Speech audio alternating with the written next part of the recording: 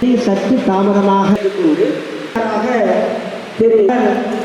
தலைமை பேச்சாளர் என்று கண்டுபிடிக்கும்தான் இதனை நடாத்தி முடிவு சொல்ல போகிற அந்த செய்தியின் மூலம் அதே குரான்கள் இருக்கிறார்கள்.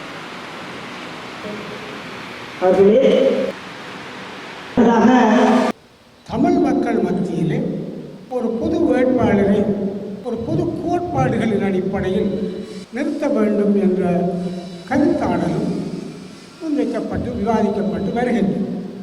தமிழர் சார்பில் ஒரு பொது வேட்பாளர் நிறுத்தப்பட வேண்டுமா என்பது முக்கிய பேசுபொருளாக வருவதற்கு முன்னரே ஆரம்ப கட்டத்திலேயே நான் எனது மனதில் பட்டதை உடனே சொன்னேன். நான் அதை ஆதரிக்கவில்லை என்று அந்த நிலைப்பாட்டில் தான் நான் இப்பொழுதும் இருக்கின்றேன்.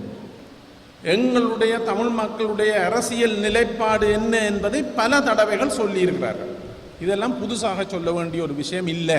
யுத்தத்துக்கு முன்னரும் சொல்லி இருக்கிறார்கள், யுத்தம் முடிந்த பின்னும் சொல்லி இருக்கிறார்கள். இந்த பொது வேட்பாளர் என்று சொல்லப்படுகின்ற அந்த விஷ விளையாட்டு ஏற்கனவே தமிழ் மக்கள் எடுத்த நிலைப்பாட்டிலே இருந்து பின்னோக்கி செல்வதற்கு வழிவகுக்காதா? என்ன நடக்கிறது என்பது மக்களுக்கு தெரிய வேண்டும்.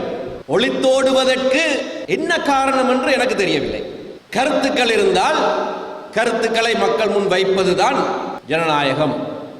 எங்கள் தொன்மையை தூய்மையான மொழியிலே பேசுகிற சான்றுகள் அனைத்துக்கும் சவால் விடுக்கப்படுகிறது. பௌத்த சிங்கள பேரினவாதம் வடக்கு கிழக்கை எங்கள் தாயகத்தை ஒட்டு மொத்தமாக விலகிவிட துடித்து நிற்கிறது.